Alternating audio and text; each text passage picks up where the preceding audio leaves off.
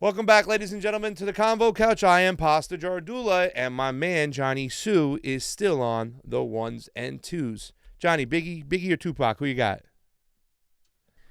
Biggie. That's my boy. See, he's just saying that to make me feel happy. I really like Biggie. He has a better beat selection, I think. Yeah. I think Biggie's like an instrument, and Tupac was definitely a poet. He goes hard on that. He does. Like, I love it when they call me Big Pasta. Yeah, I love it when they call me Big Pasta. Let me make sure I get the right one on real quick. I just want to say hello to all you people that are here. Said something went wrong in the Facebook. I could just be having bad reception down there. Here it goes. We got 4 people there on the Convo Couch on in. Gabriel Ramirez, Steve Wolfbrant. There we are, my friends. How are you? And let's take a look at the Convo Couch YouTube. We see the MCSC Network YouTube is up. Thank you so much. We got 14 people watching. X or 4 Tour X4T. Did I say that right? Jordan Allen, Silva Surfer, Silva, not Silver, Silva Surfer, Jordan Allen, how you doing? And David D. Pasquale, how you doing? Thank you for joining on in. On the Convo Couch YouTube, we have a couple people there. We have David Harris, one of our Patreons. Thank you so much, David Harris. Rogue Cow, we love seeing what you have to say. Tony watches closely, so does the Convo Couch. And we also have David Harris, Michael Cruz, Kimberly S., Old Gringo, and my homegirl, Val. How you doing? Okay, so we got some great news. I know we kind of woke up to some stuff that was very concerning. It was blown out of proportion. Obviously, we knew the mainstream media would do that when it came to Bernie. But we did have some great news last night. And I was on the phone with one of my friends from the Middle East, from that region, and we were talking a lot about it, and he was very happy about this news. We're going to play a little video because we have some breaking news. It was by Al Jazeera, and then we'll break it down. Here it is. The Houthis and the Saudis have had a prisoner exchange, and what does that mean? Take a look. Paraded in front of cameras and told they can go home. These are some of the 350 prisoners released by Yemen's Houthi rebels. It's an overwhelming sense of delight, happiness and pleasure as I am coming home, back to my family. We hope for the release of all prisoners and detainees from all sides, simply because we are Yemenis and all the prisoners and their families are suffering. They were on the lists drawn under a UN-brokered prisoner swap agreement signed in Stockholm in December. The deal to release 7,000 detainees was seen as a breakthrough towards peace, but the Yemeni government and the Houthis have blamed each other for failing to implement it. Houthi rebels say this unconditional release should show their commitment. We are prepared and willing for an all-inclusive swap deal, whether they are Yemenis or other nationalities. And to prove our sincerity, we have initiated the unconditional release of 350 prisoners. We have called the United Nations to pressure the other side to reciprocate. Among those being held are Saudi citizens who the Houthis say will be handed to the Red Cross. Aid workers have called for gestures like this as a way to build confidence with hopes that it can lead to a peaceful resolution. The people who were released today were our fathers, sons, brothers. Of course, we hope to see more initiatives in the future, bigger numbers from all sides. And as the International Committee of the Red Cross, we are always ready to act as a neutral facilitator, just as we did today, in any future release operation. So definitely we are hopeful, and we also hope that this release contributes to the revival of the Stockholm Agreement. In a media briefing on Monday, the spokesman for the Saudi-UAE coalition was non-committal on releasing captives in response to the Houthis freeing hundreds of fighters. According to the Houthi military spokesman, they launched a major attack inside the Saudi territory of Najran and destroyed multiple vehicles as well. Houthi rebels showed the capture of hundreds of Yemeni and Saudi soldiers, which Al Jazeera cannot independently verify. The Saudi spokesman also cautioned against taking these videos at face value. It's part of a series of attacks, including the one on Saudi Aramco, which took out half of its oil production earlier this month. The Houthis criticized world power for condemning the attack and said oil is a commodity which is not more expensive than Yemeni blood. It is an escalation of violence in a war that many see as a proxy conflict between Iran and Saudi Arabia. Okay, the way they ended that was great, and this is great news because there was prisoners eventually released on both sides. I don't know the numbers and details. We're still getting the information in because this just happened. And what this does is, when I say this is a great news, because it keeps the dominoes from falling. You know how we always talk about domino effect when, the Archduke Franz Ferdinand was shot, and that led to this country declaring war on that country, led to this happening to that, led to this happening to that, led to this happening to that. What this does is stop the dominoes from falling, because with this here, with the Houthis and the Saudi government, or the puppet government of the Saudis that is in Yemen and that was overthrown, they're showing some diplomacy between each other. And that means maybe the bombing can scale down. And if the bombing scales down, what's next is maybe they start lifting the blockade. And if they lift the blockade in, food, aid, medicine comes in. Bernie Sanders, Ro Khanna, Tulsi Gabbard, they've all been pushing for the end and the blockade in Yemen. This is a big thing. And after the blockade happens and opens up, maybe we don't see oil fields attacked by the Houthis. And they were attacked by the Houthis.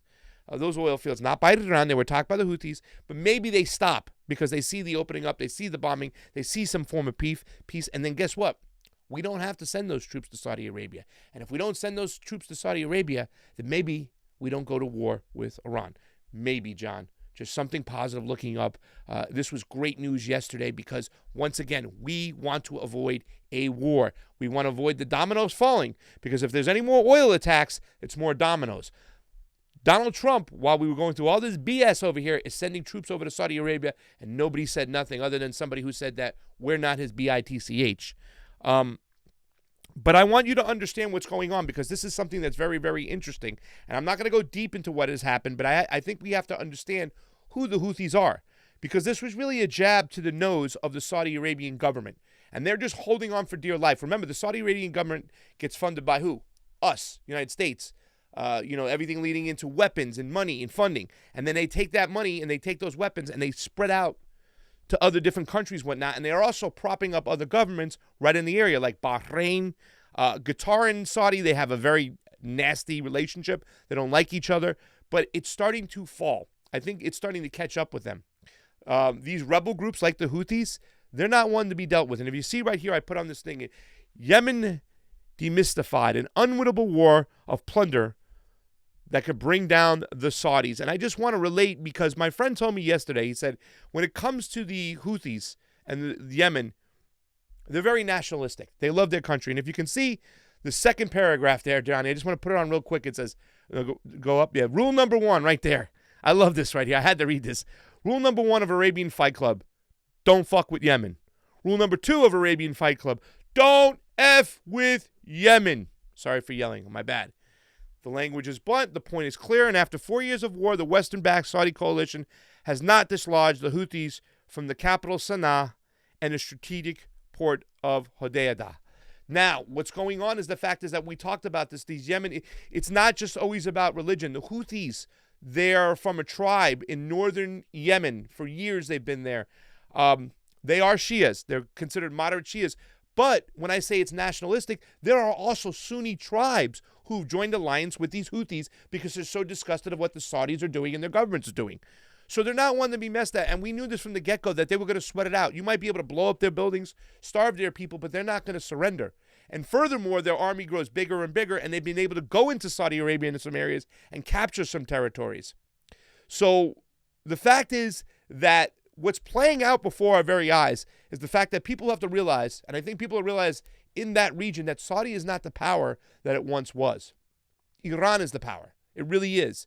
And the United States and Great Britain wanted Saudi Arabia to control the Yemen territory because they had other ports, other resources, other areas. It's geographically located. It's very, very important. So as this plays down, and you have these areas of the port that, once again, you have the EAU, which has a lot of the ports. They have these tribes in these ports. Eventually, the Houthis are just going to wait them out and take these areas. And to what my friend described, what they did to Saudi Arabia was they kept getting bombed and bombed. They gave one big right cross right to the nose and had a bloody nose. And it really scared Saudi Arabia. The bloody nose is making people wake up. They got to understand that they are very, very vulnerable nowadays. And a lot of stuff's going to be happening. So watch for this region for more stuff to play up. And I just want to say we got played again because this is the irony of the whole situation. We talk about our geographically located, why we want to be in there. You see in the Washington Post, we put this up here. And it says right here, Amid tension with Iran, U.S. Air Force shifts Middle East Command Center from Qatar to South Carolina. Why? Because this particular area that they loaded up on has all these high-range missiles and all these state-of-the-art, Patriot systems that they put there in Qatar to fight back. But what did the rebels do, the guerrillas do? They used all these low-range missiles, small things, handheld missiles, drones that fly under the radar. So now this whole system of everything we set up in Qatar is useless, and they're moving to South Carolina. So watch, if Donald Trump wins, watch the defense budget to be jumped up again to start rearming these areas to fight the wars against these rebels and the weapons that they have. So once again, we done been played. All that money we spent on all that weaponry from all those defense budgets that went mostly to contractors are have weapons that can't even be used, John. So can you kind of okay? So I'm trying to understand all this geopolitical. Okay, so Saudi Arabia has been, messing with Yemen, and they've been sending bombs over there, right? Yeah, they've been bombing the shit out of Yemen. How many people have they killed? Dude, you're talking about. I think there's over 1 million Yemen people that have been killed since it has all happened. It's close. It's getting up there. You're talking about the famine. They also cut off a blockade. They cut off all their food supplies. They cut off all their medicine. Yeah, perfect. Pull up this map. I love this map. If you look at this location, where it's at, and it's so important to look at because when you look at the map, you're going to see how vulnerable. Now, first of all, geographically, you see the way it's located right there on the bottom over there? Yeah. Yes, yeah. That port, that area is a very, very important area to control. The Houthis have that area, that northwestern area down over there, and they've been getting bombed left and right. Now, on the right side of Yemen, where you're at right now with your arrow, that's where a lot of EAU has all these tribes propped up so they can use their ports. Now, the British want these areas. America want these areas. They want them geographically because those ports are important. But the Houthis aren't giving it up and not leaving. So they've been bombing the crap out of them. But you see there up on the north west corner of Yemen over there, they've been able to get into some of those areas, okay, and take some of those areas right over there. They've been able to march their troops in there, and the Saudis haven't been able to stop them. Also, something interesting to understand too, Johnny, is that what my friend had told me, and I haven't been able to clarify this yet, he says a lot of the Saudi Arabian army that's fighting these wars, they come from Pakistan, that they're paid army people by Pakistan, and also Africa. Like when he said the Saudis really don't fight the wars, they really don't fight the wars. There's a lot of disenfranchised Yemenis that might be fighting whatnot, but for the most part, it's a paid for troops, army that's fighting against the Yemens. And when you know what the Yemens are fighting for their lives, they're fighting for their heart, they're fighting for their territory, they're not going to back down, and they're not. So this bloody nose that was given to them is something very, very important to pay attention to. Things will heat up. We have to see. My friend still said in that area that he's very skeptical because even he feels that this peace achievement, because a lot of people think that, Saudi Arabia is realizing, hey, man, if we keep going through with this, we're going to get screwed. Because they hit some oil plants right now. What happens if they hit their what do you call that? When you take salt water and you turn it to fresh water? Desalinization. Thank you. They have these desalinization plants in Saudi Arabia. There's no water in that country. If you look at Saudi Arabia on the map, most of it, you can see the majority of it is sand dunes. The west part of the country has some mountain range. It's not that big. But for the most part, it's sand dunes. And up by the Persian Gulf, they have those desalinization plants up there. If you bomb them, you're going to starve that country. You're going to bleed them out. And they know that. Oh, shit. Yeah. So, once again, Saudi Arabia is now tiptoeing with this situation. Okay? And it's going to be a serious situation. But once again, this news, this release of troops is really, really good. And I think it's a great step, and we need to talk about it. We need to praise it. I'm glad it's happened. They're working with each other now. They're talking. And that's big. Whew. Anything else to add before we say hi to some people, some bye to some people before we get out of here? Johnny? I was just kind of wondering, because someone in our comment section said that Saudi Arabia has a small military on purpose. And I was wondering, how many personnel are in the Saudi Arabia military? The Saudi Arabian military, but I believe it's very, very small. They have more, I have to look more into their actual military, but and by the way, it's UAE, not EAU. My bad. I was speaking too fast. But once again, they're paying other people to fight their wars. They have other Pakistanis coming over. They have other Africans coming over, which, by the way, a majority of the weaponry that the Houthis get are from the black market in Africa. We talked about this on another show. You know, they're getting all their weaponry on the black market, so they're actually using Saudis' weapons against each other sometimes. Interesting. Yeah. If anybody knows, and I got some guys out there, my friends who are on, if you can give me some answers on how big the Saudi army really is, I haven't done a lot of study on it, but somebody said it's very, very small on purpose. There's a lot to learn in this region. There's a lot of stuff going on. And I've been talking about this region, about these other countries. If you look in that Gulf again where you had that map up, you'll see these countries like Bahrain, these countries like Qatar. And Saudi is really loosening their grip. They're losing the grip of a lot of these countries right here. Bahrain, I believe in 2011, they almost had an invasion. So, I mean, you know, the Saudi Arabia had to come in with tanks to prop up the government because they almost had a revolution. Excuse me. Anything else before we get out of here? No. I'm just looking at this site. It's listed military power, and I don't know what to think of it. Well, they have all our weapons, so let's be honest. They do have a lot of weapons from us, so they have a lot of ways of protecting themselves. They have a lot of ways of causing destruction. Fred Edward, Donnie Newman, Deep Space, Michael Cruz, awesome stuff. Pasta, thank you so much.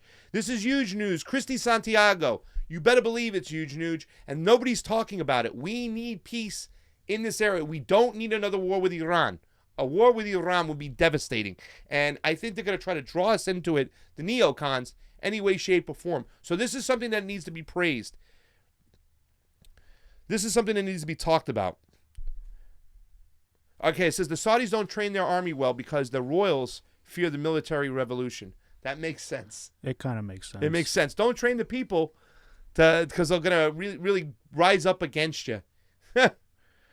Jordan Allen, thank you so much. Deep Space, Mega, Vicious E, NBW, Doughboy, Mega Arbach, and Keen James are on the CONVO couch. Excuse me, the MCSC network. Pijman, Carl Hines, Armin Manugian. I said it right. Manugian. Carrie Mark is there as well. Steve Wilbrandt. We always love the fact that you are around. Ladies and gentlemen, make sure you get over to our Rockfin, ROKFIN. We have a CONVO Couch Twitter, of course. We want you to get over there as well. Like, share, subscribe. The Humanist Report is joining TYT, says Keen James. He might be joining them on a more extensive role, but he's been with them since 2017. Go ahead and look at my Twitter, at YoPasta. My latest tweet talks about it, 2017. He's already been part of that clan for a while. He's probably been getting some advertising money, probably been running his stuff. Who knows what it is? But he's been affiliated with him for a while. Now he just might have a deeper role with him. And that's what you get when you're when you hate Tulsi, TYT will hire you. This is an interesting. Oh yeah. This is an interesting thing by Microsoft Tech Support. What's up? Imagine a war of Iran coinciding with the next recession. Now he says next recession, and we've been seeing signs of a recession now. Oh yeah. For a while, I guess, but you know, it's cyclical, and it's cyclical on purpose. I learned that in economics. Yeah. You know, it's like a sine wave. It goes up and then down, up and then down. Well, we also learned from MMT that really it's a bunch of BS anyways, Exactly, right? exactly. We can print out money and run a deficit if we want. We print our own money. That money that comes in from our income tax, what happens to it, Johnny? They throw it away. They throw it away. So they're trying to balance and stuff. And the reason why they have this system is so certain people can live a better life than the majority. That's the only reason why they have this system. So we can run a deficit. We can print enough money for healthcare if we wanted to. People say, like, where are you going to get the money from? We're going to print the money for healthcare. And when we print the money for healthcare, we're not going to print money for the military anymore. And we're going to print $700 billion for the military-industrial complex. We can't print money to take care of our education, to take care of our student debt, to take care of our healthcare. Right. Why can't we print this money? So we looked into MMT, courtesy of Michael Cruz. Jimmy Dore has a great video on that with I forgot the lady's name, but she's like the leading economic She was awesome. person for MMT. Yeah. And basically is okay. Who makes who prints the money? Who prints the U.S. dollar? Congress does. And then if they're able to print it, why do they tax us? Yeah. And then basically, so I think taxes are supposed to kind of like be like, okay, we want the money to go here and there, right? Yep. But then like they don't take that into account. Obviously, our government doesn't take that into account. So I don't know. Fred Edwards said, Johnny, he said the Fed has been pumping about $75 billion a day into the financial sector for like 2 weeks now, and for what I understand, it's supposed to go through mid-October. They're supposed to keep Stephanie Kelton. Yeah, that's who it was. Michael Cruz. Yeah. Yeah, they're Stephanie Kelton. She's awesome. The $75 billion a day, they're going to keep printing that money for the next 2 weeks. I think they said something of that, and I believe a lot of that money where it goes is where we should be questioning. A lot of people say it's not to anything new; it's to kind of prop up all the old assets or the old debt that's our country has. And when you pay off debt to certain people, it means certain people are going to get enriched. You know what I'm saying? Somebody's receiving that debt money, so you know. Oh, but the big point was that we could go into a huge deficit and it wouldn't matter.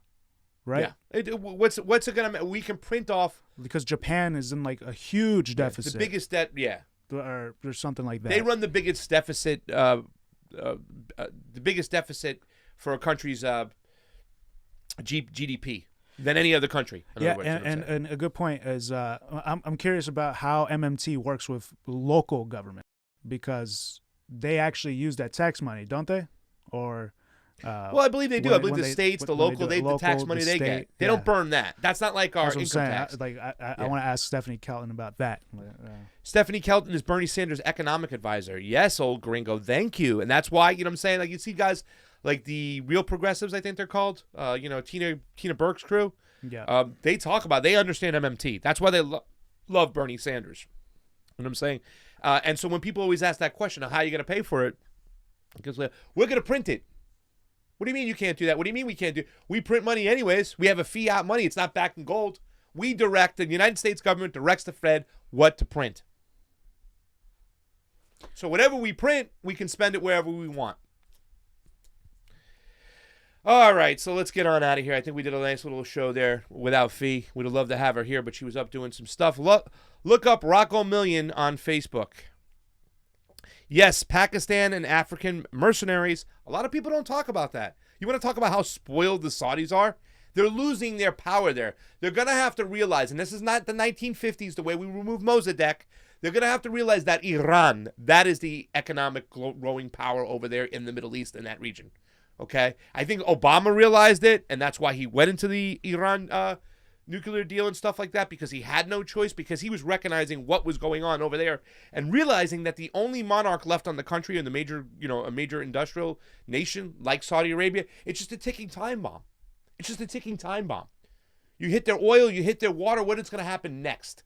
And not only that, they have a lot of problems within their old local government, within their local monarchy, where the cousins, we all know about this, they've been fighting each other. So they think there's a lot of help within the inside, but something's going to happen. Something's going to give. Watch for the United States to either go up there and seriously try to prop them up. That's why we have soldiers going over there, because a lot of stuff's going down, and a lot of people are looking at Saudi Arabia and going, how long are you going to hang on for this? Right. So anything else, Johnny, before we get on out? I'm good. I think we're good today. Thank you very much, guys, for watching. Remember, go over to Rockfin, ROKFIN. We're going to be releasing some news. We got some fun events coming up. We have Politicon coming at the end of the month. In less than 2 weeks, we have the debates. We're going to give you all the insider information you need to know for what the Convo Couch is going to do. You're welcome, Christy Santiago. Unending humanism. Your love's always so full of love and equality. Hugs, Christy Santiago. Hug for you. Fred Edwards says, I'm tired of printing money. They discovered the game of Monopoly as a better bank. That's awesome. And Karen I tried printing money. Thank you. I know. Well, print us some money. We need some. Deep Space, thank you so much for all those people. And for the people on the MCSE network, thank you so much for watching. Maya, Vicious E, Keen James. And on our Facebook, Steve Wilbrent, we love you. Jackie Pago, how you doing, Jackie? Armin Manugian, Carrie Mack, Pejman was on. Mike Ungi, we love you guys. James Roguski. For Pasta Jardula. Real quick, I want to ask a question to our viewers here. Yes. How would y'all feel if we did if Pasta and Fiorella and I sat down, we just kind of did a question and answer live stream, where we don't present the news and our opinions, but we just do questions and answers for you with and super chats and all that. What do you guys think of that? I think it's a great idea too. Yeah. Yeah, I hear you. They're saying they're loving it over there. We should do that. Great idea, Johnny. Let's do that. ESP when Kerry interest says rates are low. yes. Yeah. Tulsi ad, let it play. Somebody let it. They talk about the Tulsi ad before they came on. Yeah, that is pretty awesome. I listen. If you guys go on to our channel and there's an ad playing, let it play. We get the money from it, hopefully, because they only monetize us to demonetize us. But for Pasta Jardula, Okay. Yeah. Johnny Sue, Peace. go to our Rockford. We'll see you soon. Convo